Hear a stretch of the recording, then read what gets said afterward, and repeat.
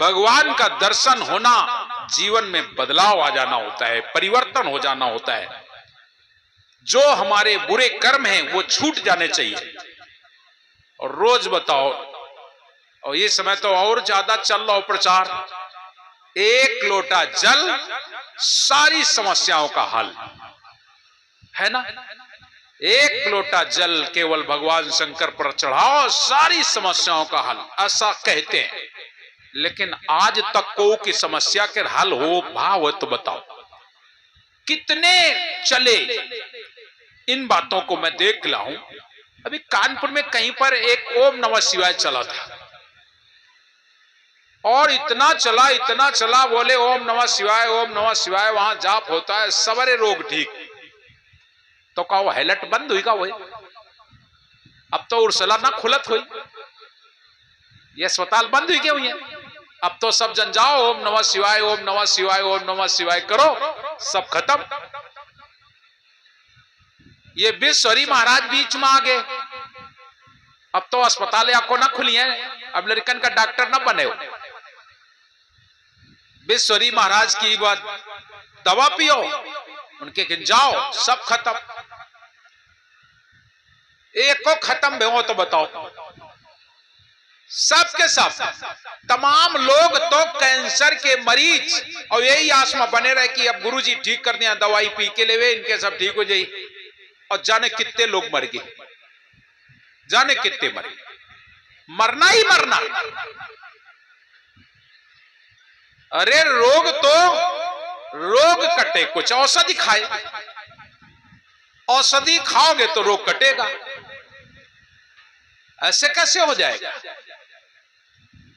लोग विश्वास करके, और आज उनके भी बड़े बड़े आश्रम बनने लगे हैं, बड़े बड़े मठ तैयार। भक्ति के नाम पर लोगों ने इतना आडंबर फैलाया, इतना आडंबर फैलाया। साहब कबीर हमारे एकदम साफ निर्मल, वे तुमते नहीं कहे कि वन परिक्रमा करो जाए, न वे कहे आंखी बंद करो, न कहे कान बंद करो। आंख नमूनो कान न रूनो, काया कष्ट ना धारो, हमारे साहब मना करते हैं। आंखी काहे बंद करे हो, आंखी तो दीनी गई दिया फेंक ले, आंखी बंद करने की जरूरत नहीं। आंख नमूनो और कान न रूनो, ये कान काहे बंद करो, खूब सुनो ना, सुनिए ना साहब के भजन सत्संग, बढ़िया बढ़िया बातें। चुगली निंदा करे तो कान बंद कर ले तो ठीक, लेकिन कोई चुगली सुने वाले का देखो दीवाल में कान लगा के सुनत कौन का कई रोग है। देखे हो, अगर चुगली सुने के नंबर आ जाए, भाई चुप्पा बैठ जाइए, जैसे बिलैया चूहा कट पकड़े कर बैठ हुए, तो इस कान लगा के चुप्पा सुनिए कहा कही रहे। कान तो वन बंद करो चाहिए, तो वन और तुम ध्यान से सुन रहे हो। साहब कबीर कहते हैं इन चुगली निंदा से दूर हो जाओ। हमारे भक्ति में, हमारे यहां ये नहीं सिखाया जाता है। आंख नमूनो कान न रूनो, काया कष्ट ना धारो, और खुले नयन से साहब देखो, एकदम खोल के देखो ना, कितना सुंदर संसार बनाया है उसने। देखो ना, घूम घूम के देखो, अपने गुरुजी के दर्शन खुले आंखें से करो, बंद करके क्या करिए। इसलिए आंख नमूनो कान न रूनो, काया कष्ट ना धारो, और खुले नयन से साफ देखो, सुंदर बदन निहारो, संतोष सहज समाधि बनी। जहां जहां डोलू सोई परिक्रमा, जहां जैबे वह परिक्रमा। और तमाम जगह यज्ञ की जो स्थली होती है, यज्ञ वेदी की लोग परिक्रमा कराते हैं। और हमारे साहब कहते हैं तुम घर से यहां तक आए, तुम्हारी परिक्रमा हुई गए, अब एक एक खाली चक्कर लगाने की कोई जरूरत नहीं। जहां जहां डोलू सोई परिक्रमा, और जो कुछ करूं सो पूजा। बात समझ रहे हो। अब जो कुछ मां मतलब यो नहीं कि बुकरवा काट दो के तुम्हारी पूजा है। सात्विक विचारधारा के हो के, और फिर अगर आप घर में खाना बनाती हो वो भी पूजा। अगर आप कहीं जा रहे हो, वो परिक्रमा, बैठ करके आप किसी की सेवा कर दिया, वो भी पूजा। हर कार्य आपका पूजा। तब जब आपकी सुरती में साहब हो जाए तब। जब आपकी सुरती में साहब हैं तो जौन झाड़ू लगाओ आप पूजा है। ये मत सोच लेना कि झाड़ू लगाना पूजा नहीं, वो भी पूजा हो जाएगी। किसी को भोजन बना के खिला दिया वो पूजा हो जाएगी। किसी को नहला दिया पूजा हो जाएगी। किसी की सेवा कर दिया पूजा हो जाएगी। पूजा का मतलब ये थोड़ा होता है कि अगरबत्ती घुमा देना पूजा है। पूजा का मतलब ये थोड़ा होता है कि एक लोटा जल शंकर जी पर चढ़ा देना ही पूजा होता है। पूजा का मतलब ही होता है अपने भाव से जागृत पूजा, चेतन की पूजा। देव में देव, चेतन देव, देव है सही और देवान देव में पूजता नहीं, सदगुरु तुम्हारी बंदगी में भूलता नहीं। पूजा तो वो है। तो इसलिए जा जा जाऊं सोई परिक्रमा, जो कुछ करूं सो पूजा, और जब सोऊं तो करूं दंडवत। अच्छा तुम बताओ भगवान कहां रहा था? तो लोग अब दक्षिण का पैर ना करो। लोग यहां सिखोत ना दक्षिण को पैर नहीं करना, तो दक्षिण में भगवान नहीं रहा था। दक्षिण में भगवान नहीं रहा था। कैसा तुम्हें भरमा दिया कि दक्षिण को पैर मत करो? साहेब मार कहा था 10 दिशा, कहीं भी ऐसी जगह नहीं जहां वो ना हो।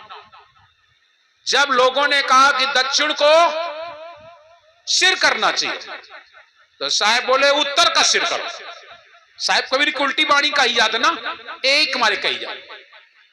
दुनिया के लोगों ने कहा दक्षिण को सिर करो, साहेब बोले उत्तर का सिर करो। अब तर्क हो गए। वे बोले काहे?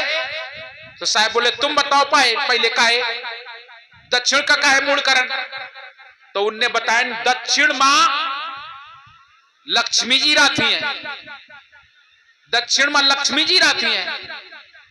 तो साहेब हमारे बता दी ने काला उत्तर में गोलोक है जहां भगवान कृष्ण का निवास है। अब तुम बताओ कीलंग मूल करो चाहिए कितर पाए? उत्तर में गोलोक है और दक्षिण में लक्ष्मी वास करती हैं। अब तुम बताओ कौन लंग पाए करो चाहिए? अब लक्ष्मी के तरफ अगर मूल करा था तो पाए तुम्हारे भगवान खिंजा रहे हैं, और अगर तुम भगवान के तरफ मूल करो तो पाए लक्ष्मी की तरफ जाइए। और लक्ष्मी है दासी, तो वो तो सेवा करवे करी। तो भगवान न रूठे भैया, साहेब अमान न रूठे, परमात्मा न रूठे। ये केवल आपकी तर्क संगत बात है। बात बाकी साहब कहते हैं जहां तुम्हारी इच्छा हो आप अपने साहब का ध्यान कीजिए। सत्य ले उठो, सत्य ले बैठो, सत्य का कीजिए ध्यान, और सत्य सुकृत रक्षा करे सदा सत्य परवा। सर्वत्र ऐसी कोई जगह नहीं जहां ईश्वर नहीं निवास कर। सब जगह, सब दिशाओं। हम जैसे छोटे से तो मां के गोद में थे, तो हमारे पाए कहां थे? माता जी की गोद में हते कि नहीं? मां की गोद में। और मां इतनी सुंदर होती है कि मां अपने बच्चे के पैरों को चूमती है। देखा है कभी कि नहीं? छोटे छोटे बच्चों के पैरों को चूमती है मां। जरा सोचो, इतना दुलार करती है। तुम भी ऐसे बन जाओ, हम अपने साहब की गोद में हो जाएं, परमात्मा की गोद में। हम हैं तो, लेकिन ज्ञान नहीं, केवल ज्ञान नहीं है। हम कहां हैं तो उसी की गोद में।